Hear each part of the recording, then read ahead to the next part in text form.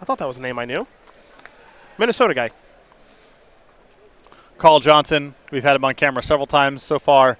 Has not gone well for him, but obviously having a great tournament at 11-3. Scott's on 6 cards here as he will start with a fetch of a Scalding Tarn on his way down to 17, I'm sure. Likely a Watery Grave. Seen this song and dance before here from Grixis Death Shadow. We'll see where he wants to follow up.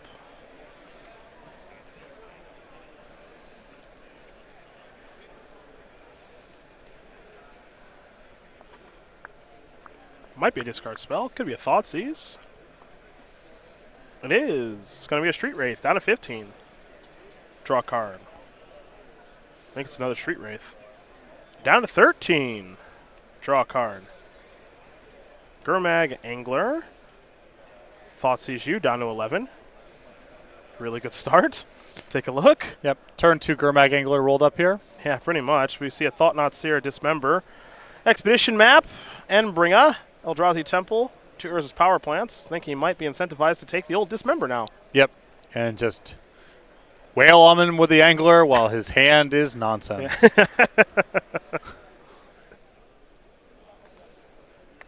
Easy stuff. Although Marcus's hand looks very land heavy. Yes, it does.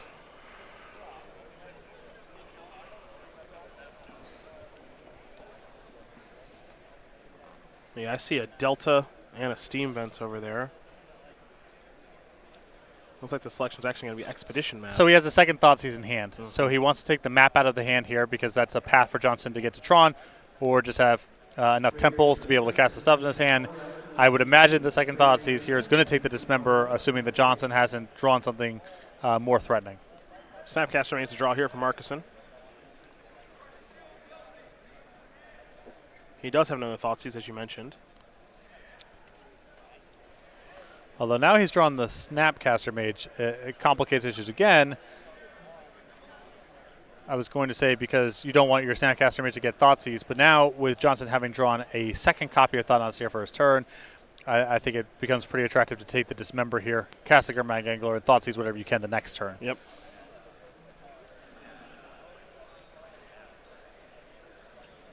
There's your fetch. Sack that. Down 8. Probably down to 6.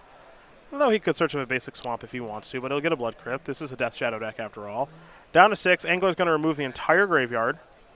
Which means Snapcaster Mage is getting a little bit worse. Really nice start here for Markeson. There's the real big fish. There goes the graveyard. We pass it back over to Carl Johnson. See if he can keep up.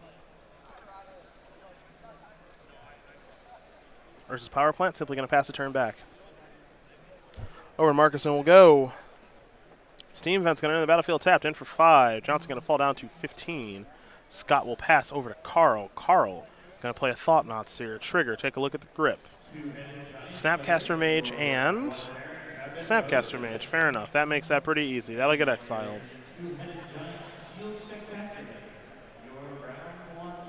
We go over to Scott. A lot of good draws available to him. Didn't get a great look at what he drew. He will attack for 5. Johnson is down to 10. That's a really good Magic card right now in Death Shadow. That would be the best draw. Carl Johnson's in some trouble now. Cavernous Souls. I'm going to name Eldrazi with that one, I'm sure. 4 mana, another Thought-Knot Seer. Response going to play that Snapcaster Mage, which means Markeson's got no cards left in hand. Now we'll head back over to Scott, who will untap. Empty-handed, draw a card. Oh boy.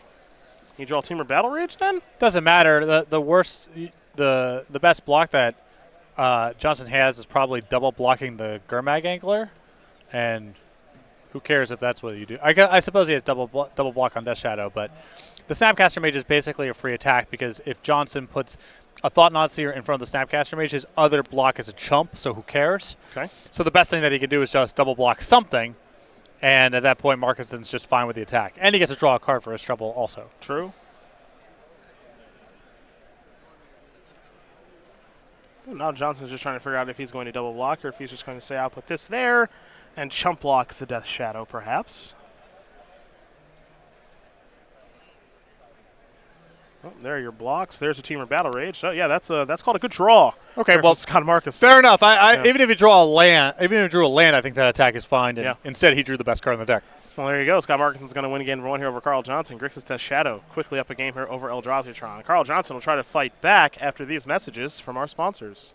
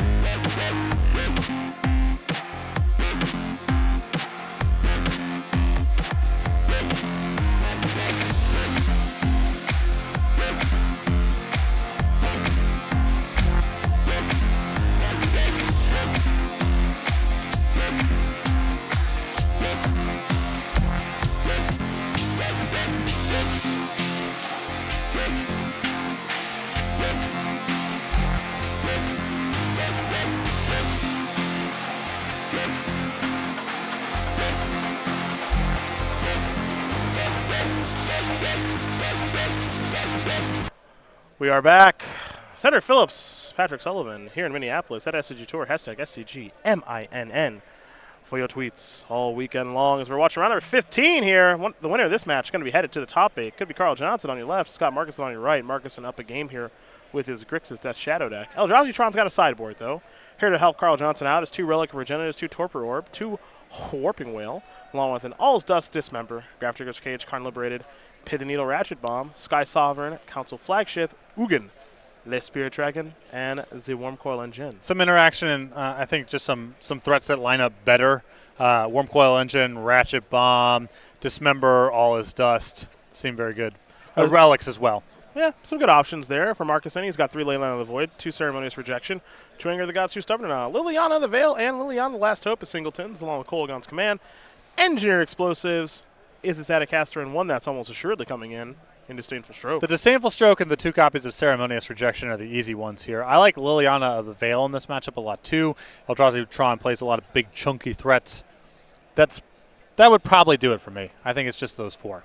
Well, those are the options there for both players. We will be underway here in game number 2 in just a moment as Markeson had a beautiful draw in game number 1. A lot of discard spells, a turn 2 Gurmag Angler, Death Shadow at the right time, and then a Teamer Battle Rage to put things on easy mode. For Carl Johnson, a slower start in game number 1, maybe a more explosive one here in game number 2, but he'll have to do that explosive start on, it looks like, 6 cards as things are not working out well here for Carl on any of his on-camera matches this weekend. Yeah, that's pretty disappointing as Johnson has not only lost, but mostly in non-competitive fashion so far on camera. Mm-hmm. But he's clearly doing very well over the weekend at 11-3. I had an invitational many years ago where I was XO off camera and OX on camera. Nice. that is nice. Yeah. That is nice. X and 4, I think I finished. It's a good finish. Lost playing for top 8. Millionth time on camera that weekend. lost to Kibler playing stupid Maverick. So frustrating. Oh, you poor guy. Or you were playing Burn, I assume? Yeah, it was. Yeah, of course you were. I was playing Walking Corpse in Standard and Burn. Those during those days. Those were the 2010s, 2011, 2012. Innistrad, whenever that was. Yeah. Yeah. You're Walking. That would Corpse have been a great invitational top 8 to rack up there. 2 non-decks just going to work. Goblin Guide and Walking Corpse. Yeah. 2 decks. Ever heard of it? 4 Mortapods. That was the wrong number of Mortapods to play. Was the wrong number? Yeah. There's a few too many, probably. It should have been 0 or 1, probably 0. 4 strikes me as a lot of a card that's not good in multiples. But I don't know. I don't play much anymore. Hello. Feeding normal army is a problem, Patrick, of logistics. With zombies, it is an asset. Feeding is why they fight. Feeding is why they are feared. All right, so some context here. Talk to me. The best deck at that point was the Delver of Secrets deck. Mm-hmm. A lot of gut shots. Moorland Haunt tokens. One toughness was just too bad. And most of the 2-drops that were available were 1 toughness. You had the Highland Ghoul or whatever that thing, the 2/1 Fear. It was garbage. It's a garbage card. I played that thing. Yeah. Beat someone on blue-black control. They had a Curse of Death's Hold. I had 2 of these. It's 1/1. Finishing out the game. One. Finish it off, put a Mortapod on it at the last Yep. point. Because I had so many Mortapods. Yep. Mortapod flooded. Anyhow. By choice. Just missed the top 8 of that tournament. And the Standard Open in L.A. Maybe you were running good to even be available to top 8. Bro, you sleeved up Walking Corpse. I should have played more Cemetery Reapers. I had 1 in the deck, and every time I drew, I was like, oh, my goodness. They're 3 3s now? I was already happy before. And if I had cut 3 of the Mortapods for 3 more of those, could have really. But you never know. You never know. Revisionist history. Right, it's easy to say after the fact. Seraphim Vision's here for Scott. So if Scott had a Thoughtseize in hand, I thought I saw one. I'm not sure. I would prefer to lead with Thoughtseize just because of vulnerability to Chalice of the Void on 1. Of which his deck is susceptible to. Yep. If I know an easy way to lose to Eldrazi when they mulligan to 5, it's not playing your discard spell on turn 1 and losing to Chalice of the Void. You lose the game. And I know this. I don't know if he has a Thoughtseize, but I know that this is the case because I watched teammate Chad Castell do that exact thing in a team open not that long ago. Ceremonious Rejection is a nice draw. Yeah. He does have a Thoughtseize in hand. Yeah, okay. You got to protect yourself against Chalice of the Void. If you're going to lose to a 5-card hand, this is the most likely way. Because now Scott has a 5-card hand. No, it's way lower than 5. Maybe lower. And it's implied that it's lower over the course of the game also. Scott's going to sacrifice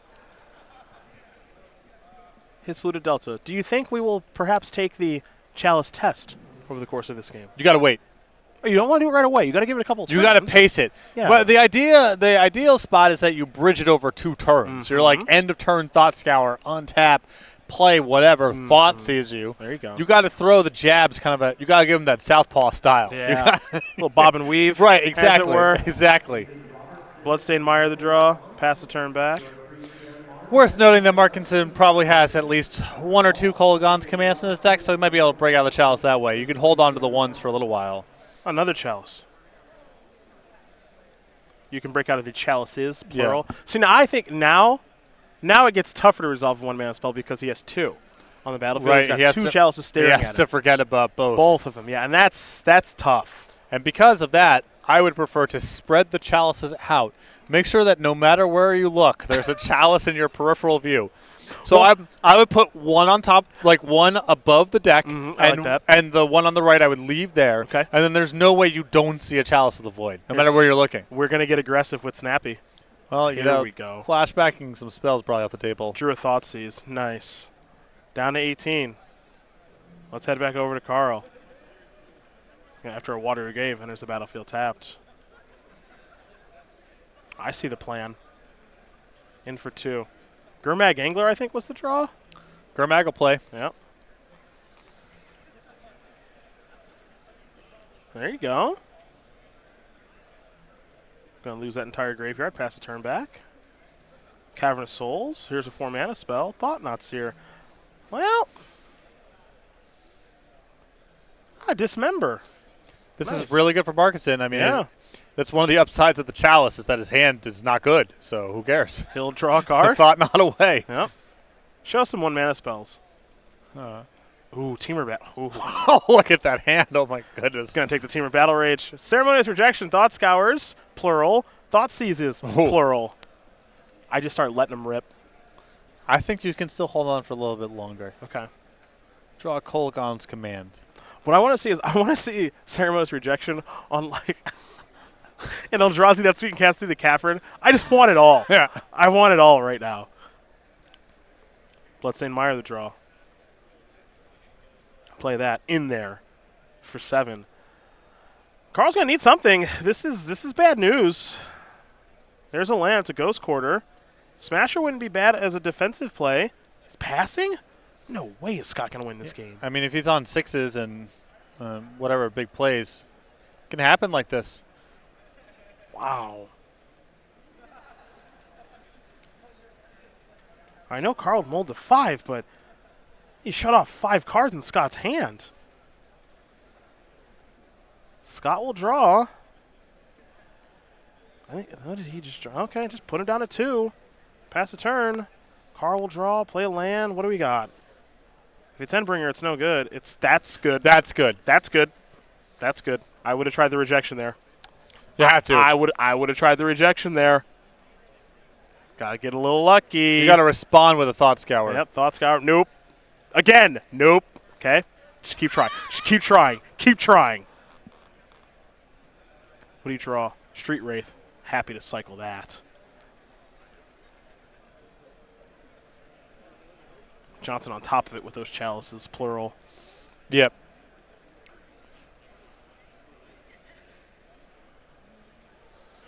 That was a big play right there. Yep.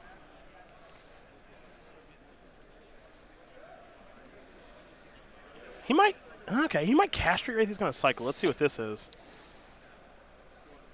Yeah, let's do it again. Down to 6. That's boy. That's Wormcoil range now. What was that? Thought Scour? Nice. Pass. It might be over, folks. There's a land. Uh-oh. Is this the Dustbuster? Clean up aisle 3. We're done. Carl Johnson going to win game number 2 against Scott Markeson. Eldrazi-tron. Oof, timely top decks there from Carl. Mulligan to 5. Couple of chalices. Almost still lost, but a Wormcoil engine here. A All Is Dust there. We're getting ready here for a game number 3 from Mini. Just a bit.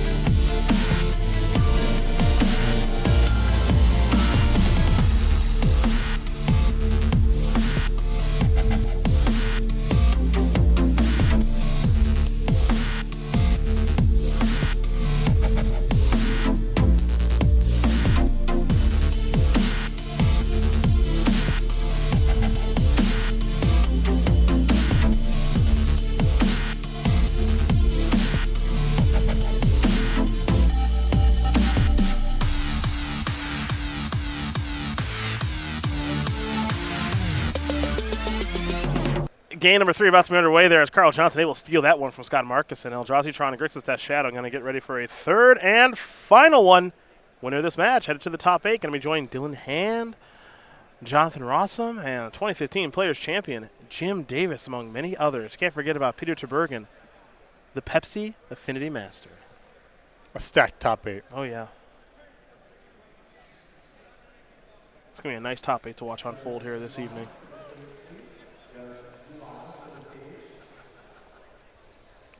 Guy control, no joke right now, folks. Humans too. Maybe the 1 and the 2 in the format. We'll see. One of these decks will make top 8 too. Grixis Death Shadow, Eldrazi-tron. Been a minute since we've seen these decks in the top 8 here on the SCG Tour. Still a big fan of Grixis Death Shadow. I know not all the matchups are good, but I think it's the structure of the deck's very powerful. Plays a lot of some of the individual best cards in the format, I would consider playing this one were I to play in a modern event.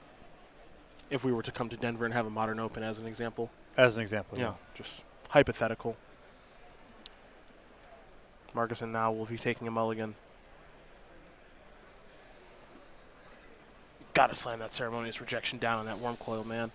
With confidence, Ryan Overturf style. Yeah. Bang! Just Maverick style flick. That's it. That's all you got to do. Carl was on his game, though, when it comes to the chalices. He was on top of that. Yep. He was on top of it. That's all I got. Can't miss him. Can't win if I miss him. Carl looking to bounce back. He's had a tough time on camera here this weekend, but he's been winning plenty off of it.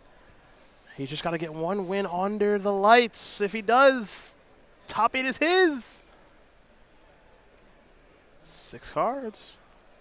Here for Markeson.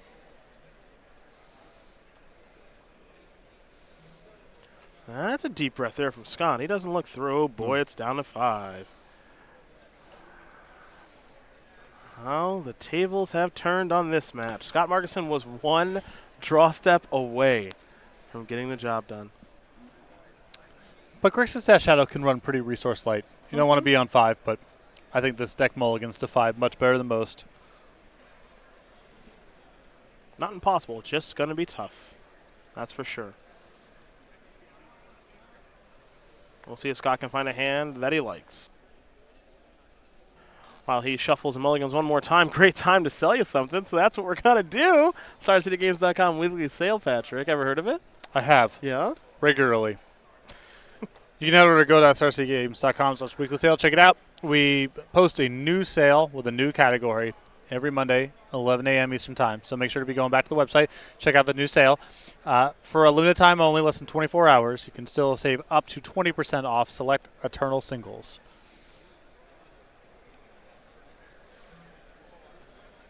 Polluted Delta, for example. There you go. Give us the hard sell.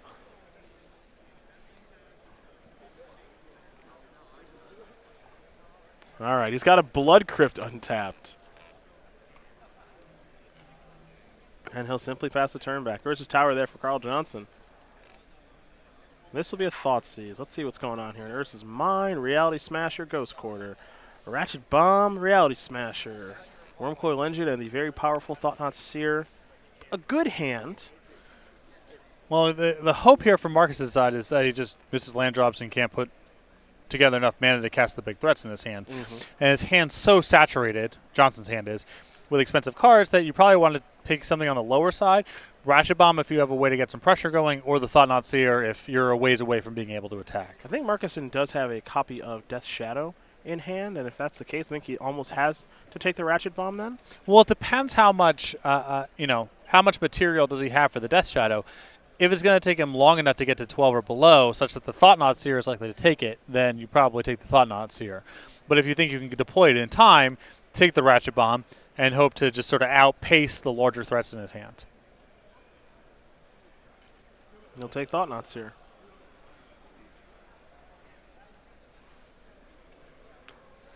We'll head back over to Carl. He'll play the bomb, pass the turn back. Scott will draw. Scott will play an Islands. Scott will play a Serum Visions and draw. Scry 2.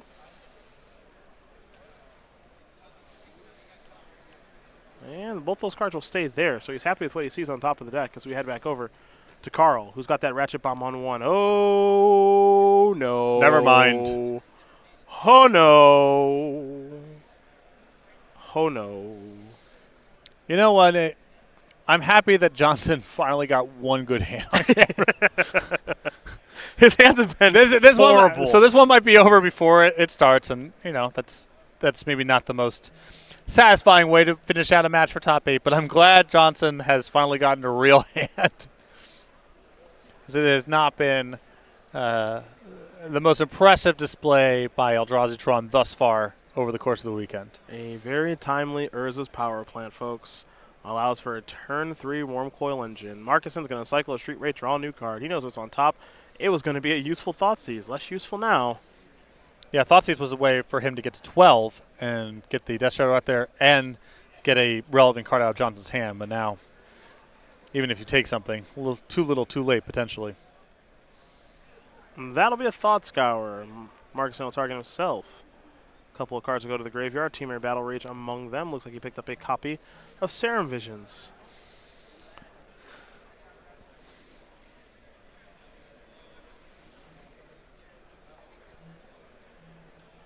Game. Scott Markeson knows that he can't beat Wormcoil Engine. Carl Johnson going to win this match here over Scott Markeson. 2-1. E-Tron going to take care of Grixis Death Shadow. And for Carl Johnson, the camera was unkind for most of the weekend, but not that third game. Congrats. He's on the top 8. Congratulations to Carl Johnson, and I think